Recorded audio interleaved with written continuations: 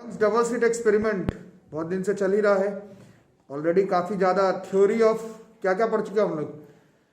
Condition of constructive and destructive interference पहले पढ़े, क्यों हुआ ये एक्सपेरिमेंट, इसका क्या मीनिंग है फिजिक्स में। फिर जब हो ही गया तो सस्टेन्ड इंटरफेरेंस, कोहेरेंट सोर्सेज, उसके बाद theory of constructive and destructive interference, उसके बाद फिर थ्योरी ऑफ इंटरफेरेंस फ्रिंजेस, ये सब हो चुका है। आज कुछ और पहले बातें याद करेंगे, फिर आगे बढ़ेंगे यंग्स डबल स्लिट एक्सपेरिमेंट में। तो काफ़ी सारा डिराइव हो चुका है, आप लोग पहले लेक्चर 6 लेक्चर 5 वगैरह में देखेंगे, इसमें बहुत सारा टॉपिक्स हो चुका है। इसी को आगे अगर कंटिन्यू करें तो कुछ और बातें अब इसमें हम लोग करते हैं, ठीक है।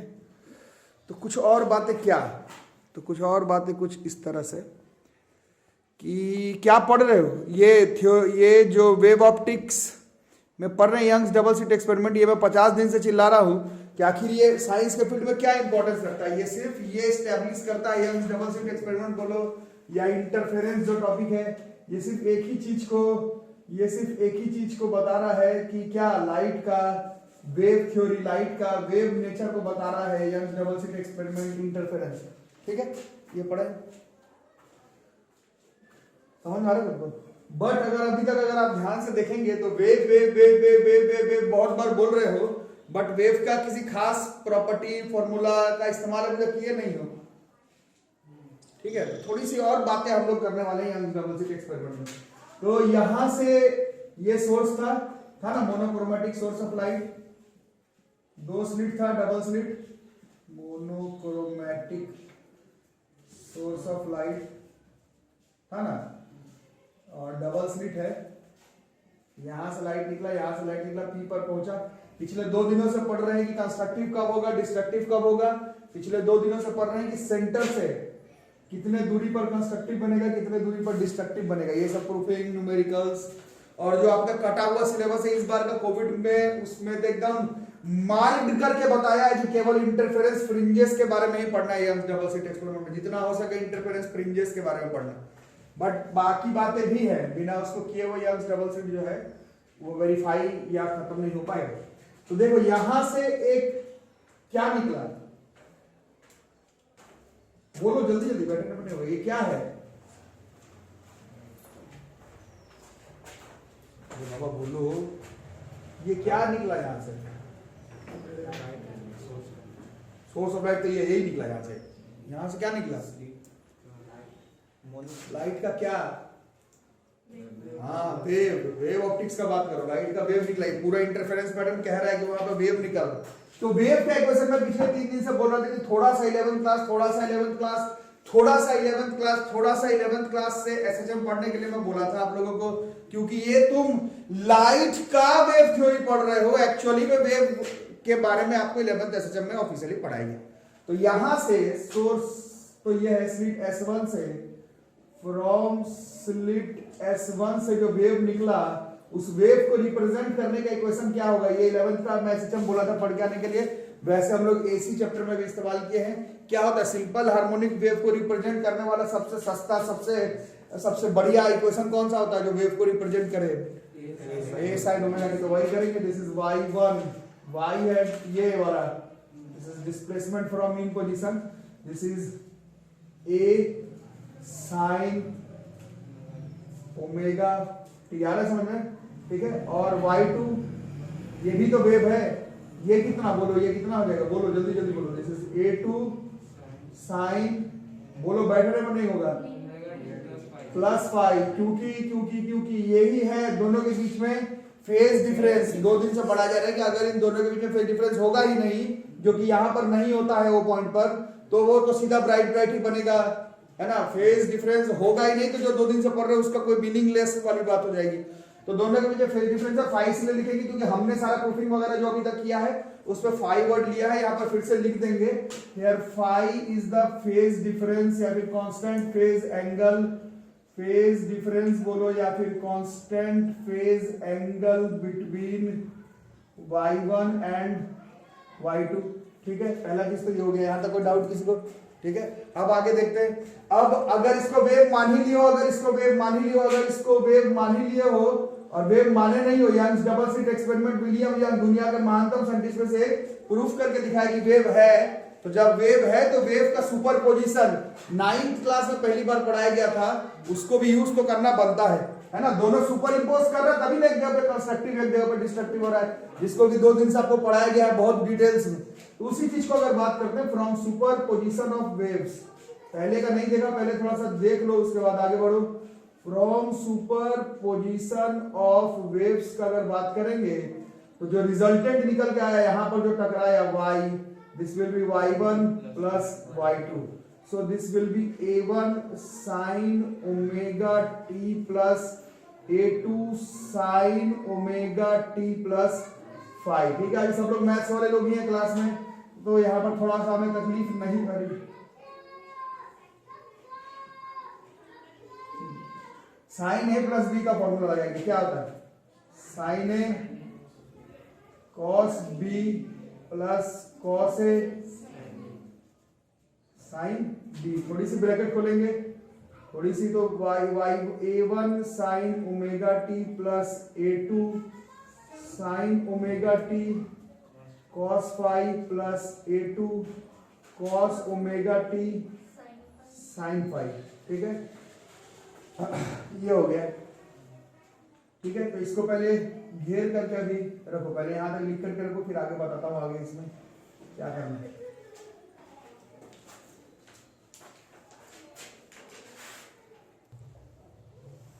देखते हैं अब आगे, इसी में आगे चला जाए। तो यहाँ पर थोड़ा सा मैथ्स की बातें हो ही रही थी, तो थोड़ी सी और मैथ्स की बातें करते हैं। इन दोनों में साइन ओमेगा टी कांस्टेंट है, मतलब कांस्टेंट नहीं कॉमन। साइन ओमेगा टी को कॉमन निकालेंगे तो अंदर कितना बचेगा बोलो, this a1 a2 cos 5 sign omega T plus ये ठीक है अपने जगह पर a2 cos omega T sine 5 चलेगा। अब इसमें late a1 plus a2 cos 5 को मान लो a cos थीटा और a2 sin 5 को मान लो a sin थीटा। ठीक है, तो ये इक्वेशन क्या बन जाएगा वो बताना है तुम्हें। तो this is y is equal to, बोलो कितना हो गया, this is a cos theta plus a sin theta, और a को अगर कॉमन निकाले बस, तो ये sine A cos B plus cos A sine B के फॉर्मूला पर है ना, अरे हाँ ना बोलो।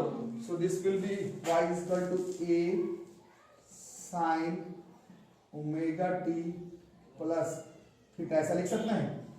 ठीक है, this is y is equal to A sine omega T plus theta. ठीक, सवाल है क्यों लिखा, ऐसे थोड़ी पागल हो गए कि लिखने लगे। 11 बोला था घर से थोड़ा सा वेव्स पढ़कर आने के लिए। ये वेव है, ये वेव है, दोनों सुपर इम्पोज किए और जो बना वो भी ए साइन ओमेगा टी वाले रिलेशन को ही फॉलो कर रहा है। इससे हम लोग ये कह सकते हैं कि दोनों को सुपर इम्पोज करके जो वेव बना है, सुपर इम्पोज करके वेव बना है, ये भी रिप्रेजेंट एक harmonic wave. It is also representing equation of simple harmonic motion या फिर वेव ऑफ एम्पलीट्यूड ए, है ना, एम्पलीट्यूड ए है एंड फेज डिफरेंस थीटा है, किसके रिस्पेक्ट में, फेज डिफरेंस ऑफ थीटा। तुम किससे कंपेयर करो, तुम ये y1 वाले से देख रहे हो, इसका साइन ओमेगा टी है तो इसका sine omega T plus theta है। Phase difference of theta with respect to wave coming out from slit S1। ठीक है, तो ये भी हमारा इक्वेशन जो है वो एक वेव के इक्वेशन को ही सेटिस्फाई कर रहा है। ये हमको बहुत ज्यादा जरूरी था करना, यहाँ तक नोट करो फटाफट, तो फिर मैं इसमें आगे बताता हूँ कि इसमें हम लोग क्या कर रहे हैं। जैसे आप लोग में से कुछ लोग जो लोग अच्छे हैं पढ़ने में, उन लोग सोच रहे होंगे कि आखिर हो क्या रहा है। जब थ्योरी ऑफ इंटरफेरेंस फ्रिंजेस हो ही गया और हमें कंस्ट्रक्टिव और डिस्ट्रक्टिव इंटरफेरेंस भी मालूम है क्या होता है, तो आखिर करने का क्या ट्राई हो रहा है उसके बारे में अभी हम लोग देखते हैं कि आखिर ये हो क्या रहा है, उसके बारे में थोड़ी सी सिर्फ चर्चा करेंगे। इसके लिए ये जो इक्वेशन था इसको भी घेर के रखेंगे, इसको इक्वेशन नंबर कुछ मान लेंगे 1। ठीक है, बीच में ये जो आया था, and squaring and adding equation 1 करेंगे।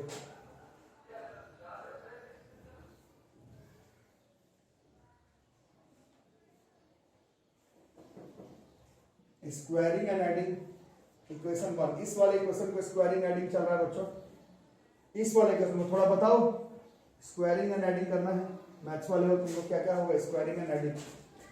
a1 प्लस a2 cos 5 का होल स्क्वायर प्लस a2 5 का whole square is equal to कितना हो जाएगा? a cos square theta plus a square cos square theta plus a square sin square theta. तो सिर्फ a square ही हो गया, होगा ना बॉस? अब इसमें a प्लस b का whole square is again a1 का स्क्वायर प्लस a2 का square cos square 5 plus 2a1 प्लस sin स्क्वायर 5। ठीक है, अब इसे फिर cos स्क्वायर 5 sin स्क्वायर 5 1 हो जाएगा। Therefore this is a का square equal to this is a1 की स्क्वायर प्लस a2 की square plus twice of a1 a2 into cos 5। यार समझ में? ठीक है, तो दिक्कत a क्या है? एम्पलीट्यूड किसका? जो रिजल्टेंट वेव आया उसका। a1 a2 क्या है? a1 a2 जो तुम ये जो दोनों वेव लिए थे ये उसका एम्पलीट्यूड है। ठीक है, अब यहाँ पर 11 से एक चीज और पढ़ के आने के लिए बोला गया था। अगर पढ़ कर आया तो ठीक है, नहीं पढ़ कर आया तो याद होगा 11 से बताया गया था। नहीं तो इस चैप्टर में पढ़ो। इंटेंसिटी का कोई फॉर्मूला नहीं होता है, कभी भी वेव के इंटेंसिटी का कोई फॉर्मूला नहीं होता है। बट ये इंटेंसिटी जो है वो हमेशा एम्पलीट्यूड के स्क्वायर के प्रोपोर्शनल होता है। 11th वेव में पढ़ना था, इंटेंसिटी हमेशा एम्पलीट्यूड के स्क्वायर के प्रोपोर्शनल होता है। वेव ऑप्टिक्स में चीजों को आसान बनाने के लिए हम लोग एक्चुअली में इंटेंसिटी को थोड़ा सा चीटिंग करते हैं। इस पूरे चैप्टर में हम लोग चीजों को आसान बनाने के लिए इंटेंसिटी को एक्चुअली में एम्पलीट्यूड के स्क्वायर के बराबर ही मान लेते हैं, क्योंकि वेव में आप ये प्रोपोर्शनल हटाओगे कांस्टेंट कहाँ ही से लाओगे, क्या ही आएगा, है ना। तो अब देखो ये क्या हो गया, दिस इज आवर इंटेंसिटी। किसका? रिजल्टेंट इंटेंसिटी है, जो दोनों वेव जाकर के मिल के टकराया है पी पर। बड़ा प्यार से पढ़ा रहा हूँ, थोड़ा ध्यान से अगर देखोगे तो जरूर समझ में आएगा। दिस इज रिजल्टेंट इंटेंसिटी जो आया उसको अगर आप ध्यान से देख रहे हैं तो दिस इज a1 की स्क्वायर प्लस a2 की square plus 2a1 a2 into cos 5। यार समझ? ठीक है, बोलो तो क्या ही कर रहे सर, नहीं समझ आ रहा है ये क्या हो रहा है, किस चीज का प्रूफिंग चल रहा है, क्या हो रहा है 15-13 मिनट से। तो वो देखते हैं। पी पॉइंट पर ये दोनों वेव इंटरफेयर किया और वहां पर बना है। ठीक है, अब ये जो इंटेंसिटी है, ये जो इंटेंसिटी है for intensity to be maximum, ये intensity maximum for intensity to be maximum, ये जो इंटेंसिटी है ये मैक्सिमम हो कैसे? तो अभी तक जो तुम पढ़े हो या डबल स्लिट एक्सपेरिमेंट उसको भूल जाओ, ऐसे ही बताओ ये तो एक मैथमेटिकल टर्म है, इसका मैक्सिमम वैल्यू चाहिए। मैक्सिमम मिनिमम के कॉन्सेप्ट से भी आ जाएगा या अपना दिमाग लगा के भी इसका वैल्यू अगर मैक्सिमम चाहिए तो ये cos फाई का वैल्यू मैक्सिमम होना चाहिए। और इस cos फाई का मैक्सिमम वैल्यू कितना हो जाएगा? मैक्सिमम वैल्यू जो है वो तुम्हारा जो है वो हो जाएगा 1। इसका मैक्सिमम वैल्यू कितना हो जाएगा? cos फाई का मैक्सिमम वैल्यू 1 हो जाएगा, मानते हो ना? अरे हाँ ना बोलो। और cos फाई का वैल्यू 1 किस डिग्री पर होता है? और अरे इतना सोचोगे 180 पे कैसे? cos 180 माइनस 1 चैप्टर गड़बड़ा जाएगा पे वैसे करोगे। 360 पे होगा 2 पाई पर, ऐसे काम नहीं चलेगा। ऊपर तो मैथ वाले हो, ऐसा बोलोगे तो कैसे काम चलेगा? 90 पे 0, 180 पर -1, 270 पे 0, 360 पे 1, फिर फाई का वैल्यू 4 पाई, ये सब आने लगा। ठीक है, अब देखो मतलब फाई का वैल्यू जो है वो कितना हो रहा है? This we can say it as 2n pi, है ना। फाई का वैल्यू जो है वो हम लोग कितना कह रहे हैं? 2n पाई कह सकते हैं ना, जिसमें n की वैल्यू 0 से चल रही है। ठीक है, अरे हाँ ना बोलो। और ये फाई का वैल्यू हो गया, और फाई बराबर हम लोग पहले से डिराइव करके लाए हैं 2 pi by lambda into x, ये पहले लाए। फाई का वैल्यू हो गया, ध्यान से देखना, ये हो गया 2n पाई, इधर से 2 pi by lambda into x हो गया।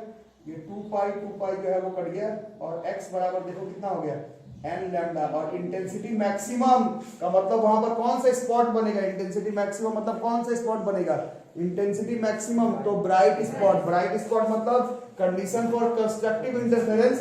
देखो 2 दिन पहले यही कंडीशन तुमको लिखवाया गया है। कंडीशन ऑफ कंस्ट्रक्टिव इंटरफेरेंस में x बराबर n लैम्डा ही आया था, यही कंडीशन था। कंडीशन ऑफ कंस्ट्रक्टिव इंटरफेरेंस जो तुम्हें दूसरे तरीके से बताया गया था, वो ये इंटेंसिटी का अगर सिर्फ कॉन्सेप्ट घुसाते हो, केवल इंटेंसिटी का कॉन्सेप्ट घुसाते हो, केवल इंटेंसिटी का कॉन्सेप्ट घुसाते हो, तो भी x बराबर n लैम्डा ही आ रहा है condition of constructive interference.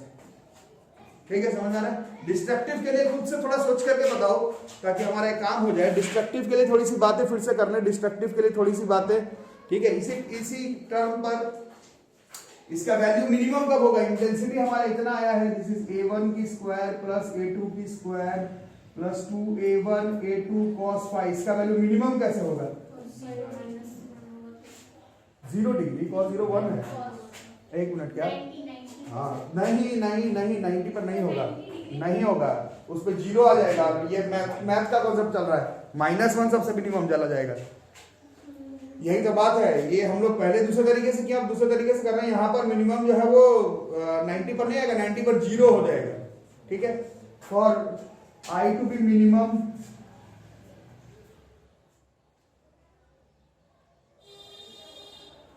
I to be minimum आने के लिए, वैसे हमें मिनिमम करना नहीं, हमें एक्चुअली में कितना करना है? हमें तो इसको 0 ही कर देना है ना। तो कितने, मतलब मिनिमम का बात करो तो cos फाई, मिनिमम की अगर बात करेंगे, अगर सिर्फ मिनिमम की अगर बात करते हैं मिनिमम की, तो cos फाई का वैल्यू -1, cos फाई का वैल्यू -1, फाई बराबर किस पर आता है? वो 180 पर, मतलब पाई पर आएगा, फिर 540 पर आएगा 3 पाई पर, फिर 5 पाई पर आएगा ना। फाई बराबर 2n + 1 पाई पर आएगा, है ना। n 0 से, इसको जरूर ख्याल रखना। यहां से पाई का 2n + 1 × 5, और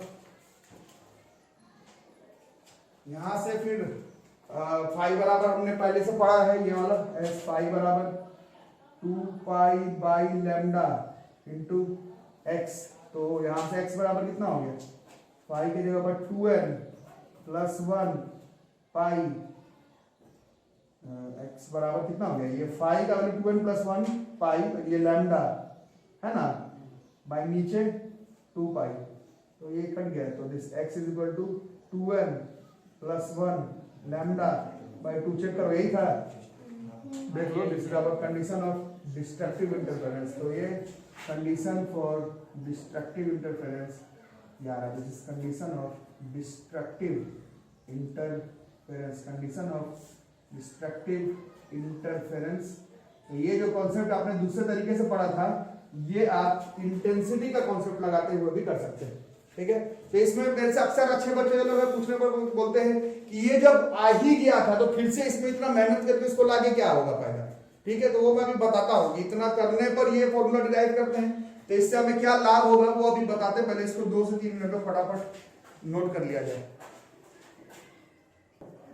चलो, तो अभी मैं एक चीज बताया, कंडीशन ऑफ कंस्ट्रक्टिव इंटरफेरेंस और कंडीशन ऑफ डिस्ट्रक्टिव इंटरफेरेंस का प्रूफिंग भी ये हो गया, है ना। आपके प्रूफिंग वगैरह से उतना कोई खास फिजिक्स डिपेंड करता नहीं है, इसका काम है आगे। अगर और आगे अगर हम लोग देखें तो थोड़ी सी और हमें इसमें पढ़नी है, थोड़ी सी से ज़्यादा पढ़नी है एक्चुअली में।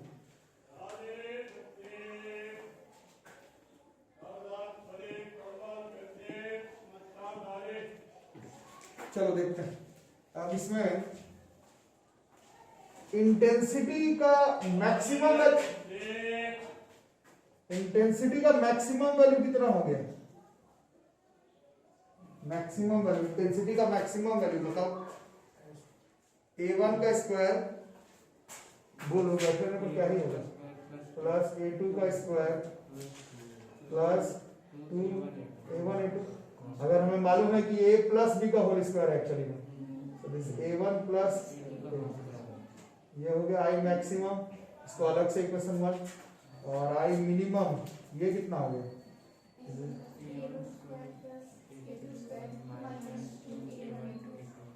ये a1। अब इसका क्वेश्चन बहुत बार मेंस में, नीट के एग्जाम में आया है, intensity maximum bye intensity minimum का रेशियो इज a1 + a2। ये a1 a2 क्या है? जो दो वेव निकल रहा था उसका एम्पलीट्यूड है, बाय a1 - a2 का स्क्वायर, ये I maximum bye I minimum. लिखो फटाफट।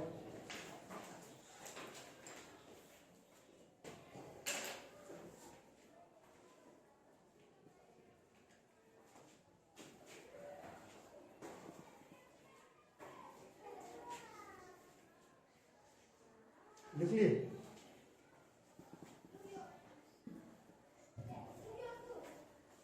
लिखते रह रहे हैं तो थोड़ा सा और बताना कि जैसे विड्थ, खिड़की का विड्थ है, कितना लाइट आ रहा है, और लाइट का जो इंटेंसिटी आएगा विड्थ की वजह से उसका कैसा रिलेशन होगा, स्लिट का विड्थ और इंटेंसिटी, खिड़की रूम में खोले हुए हो उसका विड्थ और लाइट कितना इंटेंसिटी अंदर गैदर कर रहा है, उसका रिलेशन क्या लग रहा है, डायरेक्टली प्रोपोर्शनल या इनवर्सली, डायरेक्टली प्रोपोर्शनल, ऑब्वियस है। तो विड्थ का जो रेशियो होता है कभी भी वेव के केस में या फिर ऐसे कॉमन सेंस के हिसाब से भी देखो, वो इंटेंसिटी के रेशियो के प्रोपोर्शनल होता है, याद रहेगा। विड्थ का रेशियो जो है वो इंटेंसिटी के रेशियो के प्रोपोर्शनल, ये प्रोपोर्शनल निकालना मेरे तुम्हारे बस की बात है नहीं, और अगर होता भी तो वो जब इज इक्वल टू लिखते इसका कांस्टेंट वैसे में भी कट जाता, तो this will B I1 by I2, आ रहा समझ। और इंटेंसिटी अभी थोड़ी देर पहले देखे थे, इंटेंसिटी क्या होता है, एम्पलीट्यूड के स्क्वायर के प्रोपोर्शनल, और फिर ऊपर नीचे वाला प्रोपोर्शनल कट ही जाएगा। सो दिस विल बी A1 की स्क्वायर बाई A2 का स्क्वायर, ये विड्थ का रेशियो है। इस पर भी कई बार क्वेश्चन जो है वो सब तरह के एग्जाम में आ चुका है। A1 बाई A2 का होल स्क्वायर भी लिख सकते हो to be precise, this is A1 by A2 का स्क्वायर, ये भी लिख सकते हो प्रिसाइजली, ठीक है। इसको भी ख्याल रखना।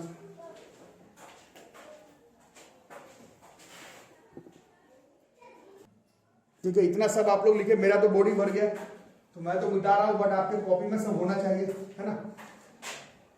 अब यहां देखते हैं, अच्छा डेफिनेशन देखिए, जब आईडीएसी होने के लिए क्या होना चाहिए, सस्टेन्ड इंटरफेरेंस बताया गया था। सस्टेन्ड इंटरफेरेंस के लिए सोर्स कैसा होना चाहिए था, कोहेरेंट सोर्सेज होना चाहिए।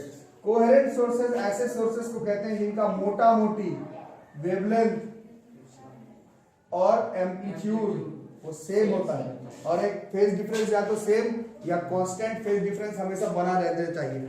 इसीलिए एक सिंगल सोर्स से लगाते हैं, दो इंडिपेंडेंट सोर्स लगाएंगे तो तुम भले वेवलेंथ बराबर कर लो, एम्पलीट्यूड बराबर कर लो, बट कांस्टेंट फेज डिफरेंस दो वेव के बीच में मैनेज नहीं कर पाओगे, तुम्हारे कंट्रोल में नहीं है ना।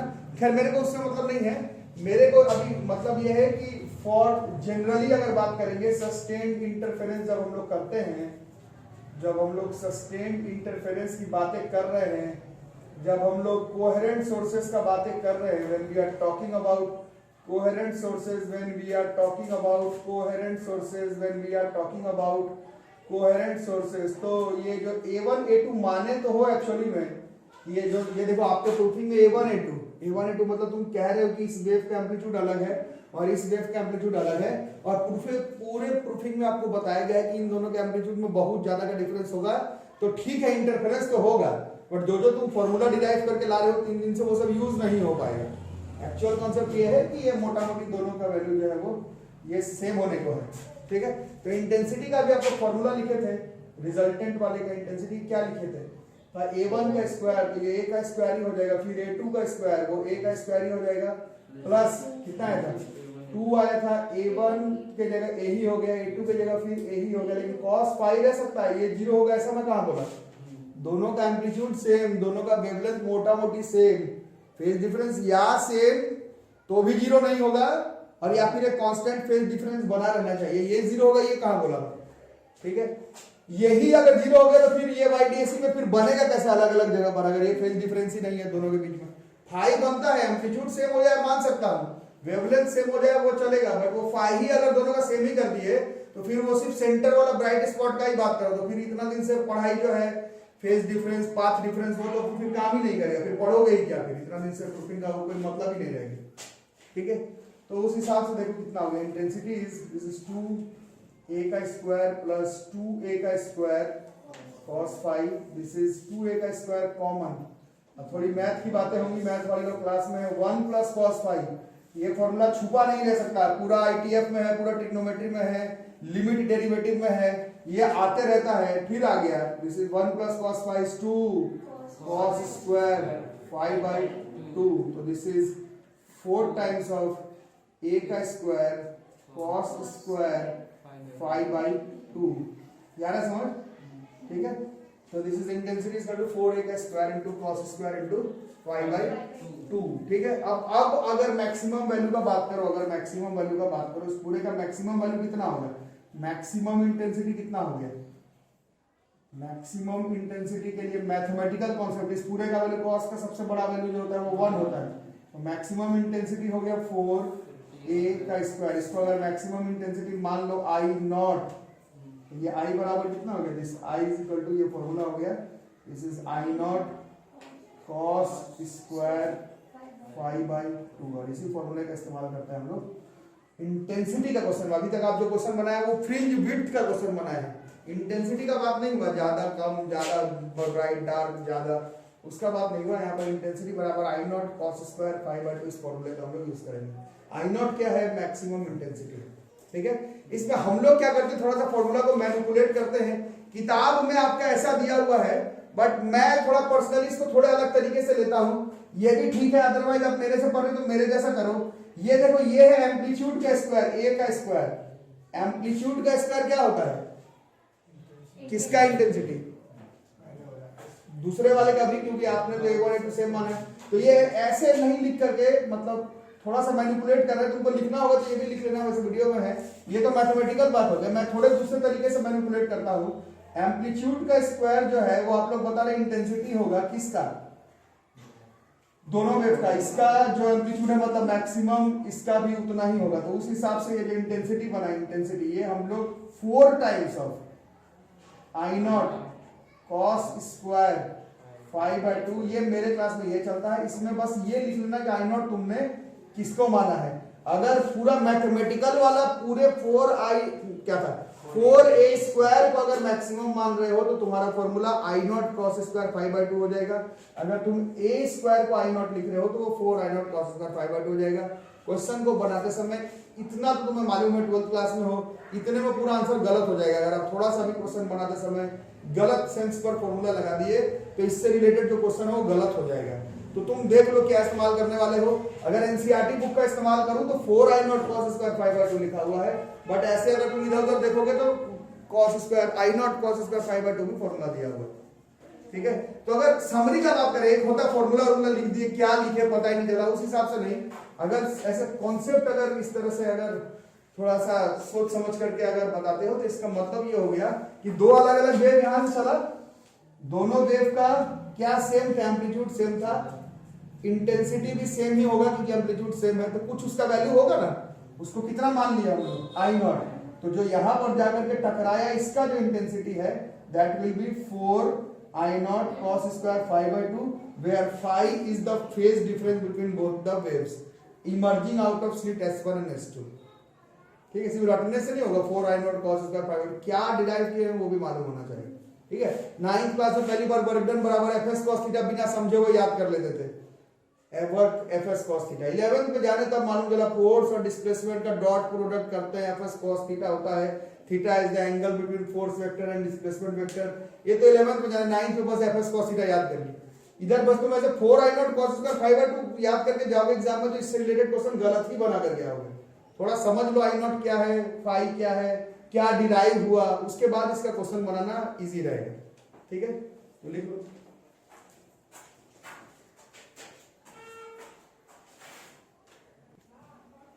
यहां तक हो गया तो अब थोड़ी सी मैथ्स की बातें तो बनती है, फिर से थोड़ी सी मैथ्स की बातें तो बनती है। इसको मिटा देता हूं।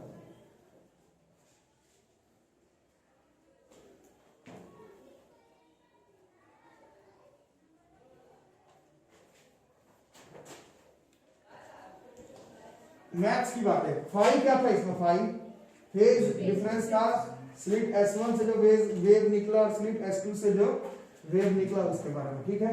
तो इफ अगर इस फाई का वैल्यू अगर 0 डिग्री हो, ठीक है, फाई का तो 0 डिग्री मतलब दोनों के बीच में फेज डिफरेंस नहीं, पाथ डिफरेंस बराबर, मतलब वो बिल्कुल ओ पॉइंट पर पहुंचेंगे, बिल्कुल यहां पर, है ना, बिल्कुल यहां पर पहुंच जाएंगे, है ना। तो इस केस में आई का वैल्यू कितना हो जाएगा, मैक्सिमम होगा, आई का वैल्यू 0 कितना हो गया, this is 4 times of I not, यही है मैक्सिमम इंटेंसिटी। और क्योंकि फाई 0 पे पुट किया तो ये ब्राइट फ्रिंज का है, इसमें भी मैक्सिमम इंटेंसिटी आ रहा तो ब्राइट का ही होगा।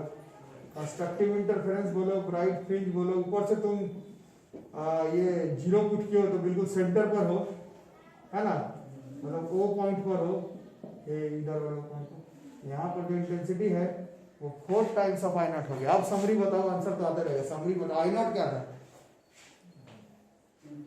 इंटेंसिटी किसका?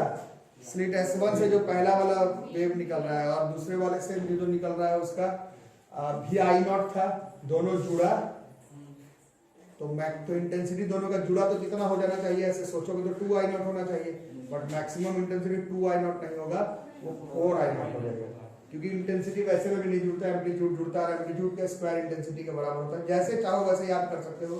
4 times of I not maximum intensity होगा सेंटर पर, ठीक है। सवाल है सेंटर पर ऐसा हो रहा है तो जहां जहां पर बाकी ब्राइट फ्रिंजेस बनता है वहां पर कितना होगा, इससे कम या फिर ज्यादा, उसके बारे में बात कर लेते हैं। तो ये आप लोग खुद ही बता सकते हैं।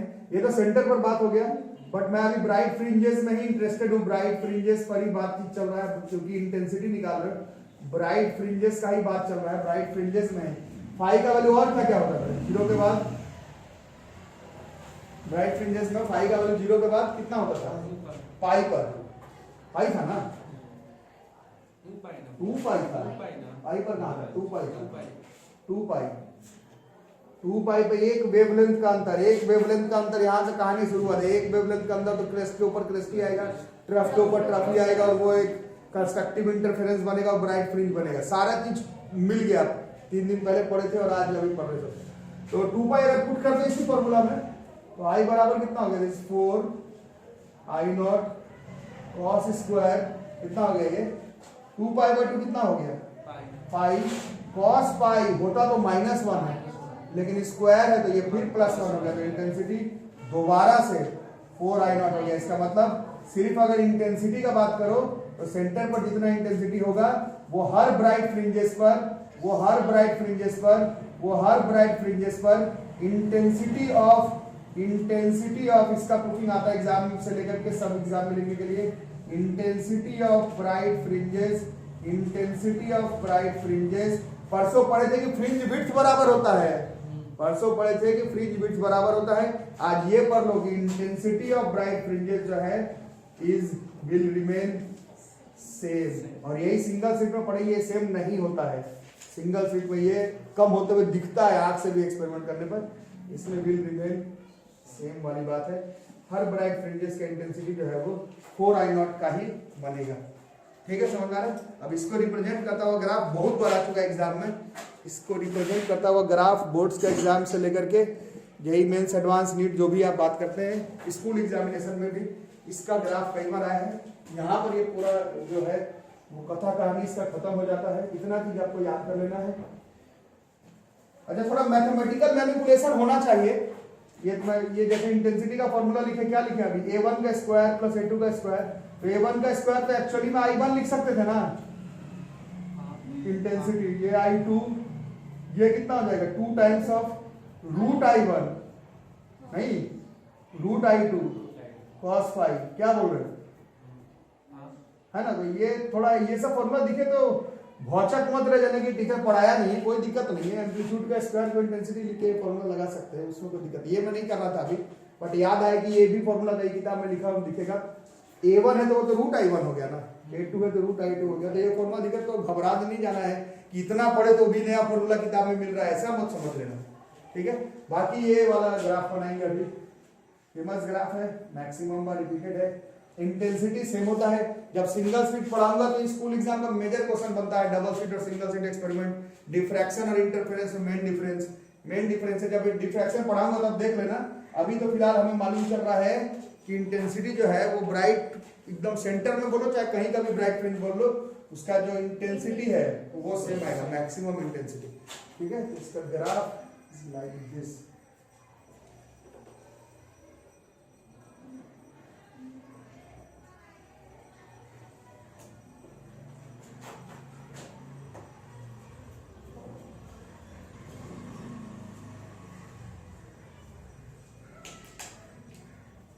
क्या होगा?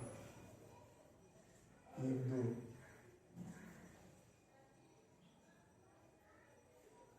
ठीक है। ये ग्राफ इंटेंसिटी का थोड़ा देख के बनाना, क्या बोल रहा है बनाने के लिए वैसा बनाना है। इंटेंसिटी का वेव रिप्रेजेंटेशन इस तरह से होगा during Young's double slit experiment. ठीक है, एंगल का बात करो, यहाँ 0 पर हो रहा है मैक्सिमम, फिर मैक्सिमम किस पर था 2 पाई पे, यहाँ दिस इज 2 पाई, दिस 4 पाई, -2 पाई, -4 पाई। ठीक है, और ये कितना हो रहा है maximum intensity, this is intensity है, इंटेंसिटी है, यहाँ फेज डिफरेंस है। ग्राफ प्लॉट से ये तो जानो कि क्या ग्राफ बना कर रहा है, इंटेंसिटी और phase difference between two waves emerging out of Young's double slit experiment का ये ग्राफ है। ठीक है, और ये जो वैल्यू है that is our 4 times of I not, minimum 0 है इंटेंसिटी मिनिमम, और ये इसका I not plus I not करते तो 2 आई नॉट होता, तो एवरेज इंटेंसिटी जो है वो 2 आई नॉट होता, बट मैक्सिमम इंटेंसिटी जो है वो 4 आई नॉट हो रहा है। और मैक्सिमम इंटेंसिटी कहाँ कहाँ पर हो रहा है, तो जहां पर हम लोग पहले पढ़े थे कि ब्राइट फ्रिंज बनेगा वहां पर ही मैक्सिमम इंटेंसिटी गिर रहा है। ठीक है, सवाल है 0 कहाँ कहाँ पर हो रहा है, तुमने माइनस वाला तो बताया था, 0 वाला बताया नहीं, तो थोड़ी मैथ की बातें हैं, थोड़ी सी मैथ्स की बातें हैं, थोड़ी मैथ की बातें अपना दिमाग लगा के बता दो, थोड़ा मैथ का बात है। I बराबर 4 आई नॉट कॉस स्क्वायर 5/2 है, कहां पर 0 आएगा, मैथ्स की बात है, बता सकते हो। फाई कितने पर, अगर 180 डिग्री हो जाए, पाई 3 पाई 5 पाई 5/2 90 हो जाएगा, कॉस 90 का वैल्यू जो है वो 0 हो जाएगा। अरे समझे, तो ये 2 पाई है, ये जो है वो पाई पर है, ये जो है वो 3 पाई पर है, ये जो है वो माइनस पाई पर है, ये जो है वो -3 पाई पर है, और ये इंटेंसिटी और फेज डिफरेंस के बीच का ग्राफ है यंग्स डबल स्लिट एक्सपेरिमेंट में। सारा फॉर्मूला याद रखना, कोई फॉर्मूला छूटना नहीं चाहिए, ये ग्राफ याद रखना। Intensity of bright fringes same रहेगा, सेंटर पे बने, चाहे जहां पर भी, इस कॉन्सेप्ट को याद करना। और ये जो वेव है, इस वेव को फॉर्म करना, ये वेव आंख से दिखने वाला वेव नहीं है, समझ में आ रहा है, ये मैथमेटिकल वेव है। आंख से दिखने वाला वेव आप लोग पहले दिन बनाए थे कि स्लिट के बीच में अगर दूरी रखते हो तो ऐसे एक पूरा लिनियर टाइप का black white black white black white वैसे बनेगा। लेकिन जो स्लिट है वो तुम्हारे मेरे बोलने से एक तरीके का नहीं, स्लिट का शेप अलग अलग भी तो हो सकता है, जो छेद किए थे वो अलग अलग करोगे तो जो पैटर्न बन रहा है उसका शेप भी चेंज हो सकता है, तो वो बात की बात है।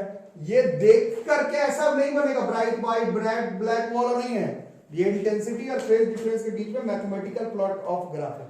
ठीक है, तो इतना टॉपिक यंग्स डबल स्लिट पे है, एक दिन और लग जाएगा यंग्स डबल स्लिट को खत्म करने में। उसमें कुछ इंपॉर्टेंट न्यूमेरिकल्स और मेंस एडवांस नीट में आया है, प्लस कुछ इंपॉर्टेंट थिंग्स टू रिमेंबर और लिखवाऊंगा, तब जाके यंग्स डबल स्लिट एक्सपेरिमेंट हमारा खत्म हो जाएगा। ठीक है।